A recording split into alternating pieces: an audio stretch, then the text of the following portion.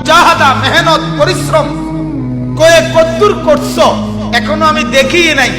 কে কদ্দুর ইসলাম মানার জন্য সবর করছো এটা আমি এখনো দেখিই নাই।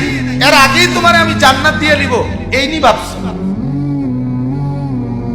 আরেক আয়াতে আল্লাহ তাআলা বলেন, আম হাসিবতুম আন তাদখুলুল জান্নাহ ওয়ালাম্মা ইয়াতিকুম মাসালুল লাযীনা খালাউ মিন ক্বাবলিকুম মাসাতহুমুল বাসাউ ওয়াদ-দাররাউ ওয়াযুলজিলু হাত্তা ইয়াকুলার রাসূল ওয়াল্লাযীনা আমানু মা'আহু মাতা নাসরুল্লাহ। আল্লাহ বলেন, আরে কি ভাবলা তুমি? পান খাইতে খাইতে ব্যস্ত যাবে গা, বন খাইতে খাইতে, চা দোয়ানে গপ মারতে মারতে, টেলিভিশন দেখতে দেখতে, এমনি মুসলমান বললেই এমনি এমনি ব্যস্ত যাইবা গা, গরু জবাই করে। অথচ আমি আল্লাহ তাআলা তোমাদের পূর্বে যত লোক আদম থেকে ঈসা পর্যন্ত ঈমানের দাবি করেছিল তাদের প্রত্যেককে আমি আল্লাহ তাআলা অগণিত কষ্ট, অগণিত পেরেশানি, অগণিত জুলুম এবং নির্যাতনের শিকার তারা হয়েছিল।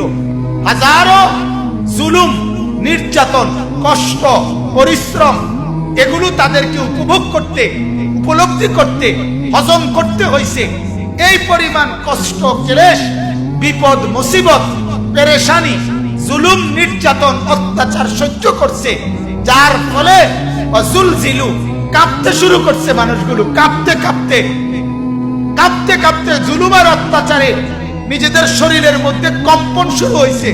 আর শেষ পর্যন্ত কি পরিমাণ নির্যাতন হইলে আল্লাহ বলে রসুল ওই জামানার নবী এবং নবীর সাথে ঈমানদার বান্দারা আল্লাহর কাছে হাত তুলে বলছে, আল্লাহ আর কতক্ষণ সহ্য করলে আপনার সাহায্য আসবে?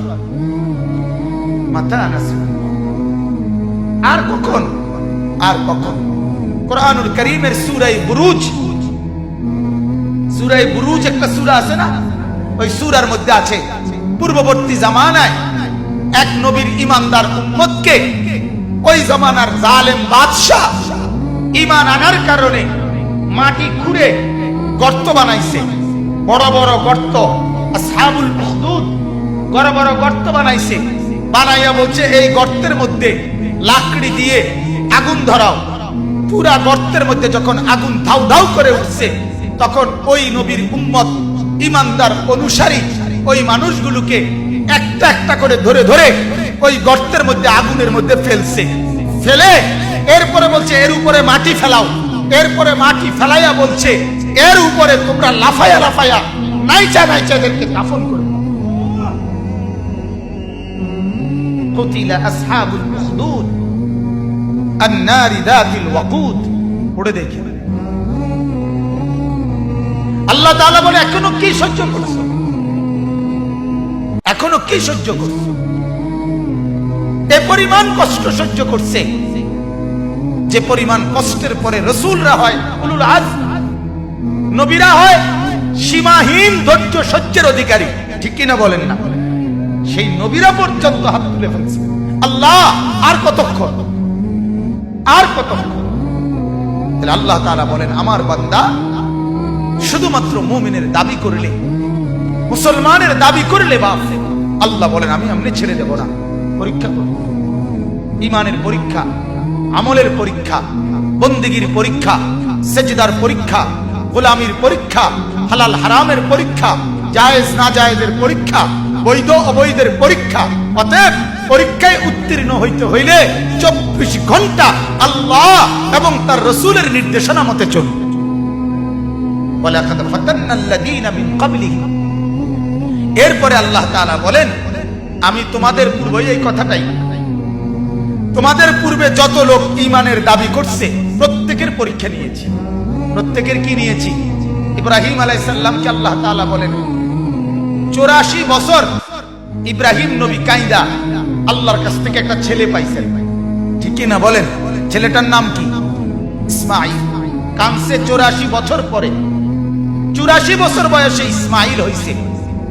এরপরে ইব্রাহিমকে আল্লাহ তাআলা তাফসীরে আছে একটা উর্দু খুতবা আছে 5 খণ্ডে, খুতবাতে কাসিমি। পাকিস্তানের একজন বড় বুজুর্গ হযরত মাওলানা জিয়া আল কাসিমি ওনার বয়ান আপনারা ওলামায়ে কেরাম কিনলে খুব মজা পাবেন পড়ে, উর্দুতে আছে। ওই কিতাবে আছে যে ইব্রাহিম আলাইহিস সালামকে আল্লাহ তাআলা ইসমাইল ছেলেটাকে দিয়ে প্রথম পরীক্ষা করছে আল্লাহ তাআলা। আল্লাহ বলেন ছেলে দিলাম, তবে হাজেরার কোলে থাকবে, তোমার কোলে দিতে পারতা না, চুমা দিতে পারতা না, আদর করতে পারতা না, শুধু চাইয়া দেখবা। এটা প্রথম পরীক্ষা। দরজায় দাঁড়াইয়া দেখবা শুধু, কিন্তু আদর করতে পারবা না, কোলে নিতে পারবা না। ইব্রাহিম আলাইহিস সালাম বলছে আসলাম, আল্লাহ মেনে নিলাম, তুমি বড় মাওলা, তোমারই ভালোবাসি। কিছুদিন পরে আল্লাহ বললেন ইব্রাহিম না, এখন আর চাইতেও পারতা না, মরুভূমিতে চোখের আড়ালে দূরে ওইখানে রাইখা আসে। ইব্রাহিম আলাইহিস সালাম বলছে আসলাম, আল্লাহ মেনে নিলাম, মেনে নিলাম, পরীক্ষায় ফেল করতে চাই না মাওলা, রেজাল্ট ভালো করতেই হবে, প্রয়োজনে ছেলেকে দূরে দিয়ে আসলাম, তবুও তোমাকেই ভালোবাসি মাওলা। কিছুদিন পরে আল্লাহ তাআলা বললেন, সংক্ষেপে বলছি এই জন্য, ইব্রাহিম প্রথমে তো দেখতে দিছিলাম, এরপরে চোখের আড়াল করে রাখছিলাম, তবুও তো ছিল, বিদেশে হইলো ফুত আমার আছে তো। অনেক মা কাইতে কাইতে বলে যাক বউয়ে নিচে গাড়ি, বউয়ের লগে নিচে গাড়ি, মা আমি মার খবর তো রাখে না, আমার ফুত বাচ্চা তো আছে। কথা বলেন না, বলে না এমন, আমার ফুতে আছে তো, যা খেনে থাকো, আমি মা না পাইলা মারি। আল্লাহ তাআলা বলে ইব্রাহিম তুমি তো ভাবছিলা যাক ফুত আছে তো, না এবার আর রাখতাম না, এইবার জবাই করে আমার দেওয়া আমারটাই দিয়ে দাও। আল্লাহ তাআলা বললেন, ইব্রাহিম বললেন আসলাম, না মাওলা আপনি বড় মাওলা, আপনাকেই ভালোবাসি, আমি ফেল করুম না মাওলা, আমি রেজাল্ট ভালো করতেই হবে। এজন্য ছেলেকে গর্দান মধ্যে ছুরি রাখা দিছে। ছুরি রাখার পরে এবার মাওলা পাক আল্লাহ তাআলার মহব্বতের জোশ আসছে, আল্লাহর রহমতের দরিয়ার মধ্যে, সাগরের মধ্যে উথলে ঢেউ উঠছে। আল্লাহ বলে ইব্রাহিম আরে তোরে আমি চাইছি রে পরীক্ষা, এবার তুই পুরাপুরি কামিয়াব, তুই পুরাপুরি ফলাফল উত্তীর্ণ, যা তোর ছেলেও দিলাম, আমি আল্লাহ রাজি হয়ে গেলাম। এবার ছেলেও পাইলো, আল্লাহকেও পাইলো, ঠিক কিনা বলেন? ছেলে কুরবানি হয়েছিল। এজন্য দোস্ত, সন্তানকে দ্বীন শিখাইলে, সন্তানকে কোরআন শিখাইলে, সন্তানকে নামাজ শিখাইলে, সন্তানকে মাদ্রাসায় পড়াইলে, আল্লাহর কসম দুনিয়া অভাব হবে না, দুনিয়াও মিলে যাবে, আখিরাতও মিলে যাবে, আখিরাতও মিলে যাবে। এজন্য অনুরোধ, মুসলমান যতজন বসছেন একজনও তার একটা সন্তানকে বঞ্চিত করিয়েন, কোরআন থেকে বঞ্চিত করিয়েন, দ্বীন থেকে বঞ্চিত করিয়েন না। আমার শায়েখ আল্লামা মুফতি মুশতাকুর নবী সাহেব হুজুর এটা আবেগে অনেক সময় বলে যে মা যেই বাপ তার সন্তানকে আল্লাহর কোরআন শিখায় নাই, নামাজ রোজা শিখায় নাই, মাদ্রাসার এই সবক দেয় নাই, হুজুর বলে ওই মা বাপ যদি তার সন্তানটাকে 70 বার আগুনে পুড়াইয়া ফেলতো তাইলে এত ক্ষতি হইতো না। কোরআন না শিখাইয়া এই মা বাপ ওই সন্তানের যে ক্ষতিটা করে দিল। এরপরে হুজুরে বলে যে দোহাই ওই মা বাপকে বলি, আপনি এই সন্তানের বাপ না হলে ভালো ছিলেন, আপনি এই সন্তানের মা না হলে ভালো ছিল। কেন বাচ্চাটাকে বঞ্চিত করলেন? কেন বাচ্চাটাকে বঞ্চিত করলেন? এজন্য একজনও ইনশাআল্লাহ আমরা আমাদের সন্তানকে দ্বীন শেখাবোই শেখাবো ইনশাআল্লাহ। বলেন ইনশাআল্লাহ। আগামীর পৃথিবী, আগামীর সামনে দাজ্জাল বাজান, আগামীর সামনে দাজ্জাল, দাজ্জাল দেখা যায়, দাজ্জাল দেখা যায়, কিয়ামত দেখা যায়। ইকতারাবা লিন-নাসি হিসাবুহুম, আল্লাহ বলে হিসাবের সময় কাছায় গেছে বান্দা। ইকতারাবাতিস সাআ, আল্লাহ বলে কিয়ামত ঘনায় গেছে বান্দা।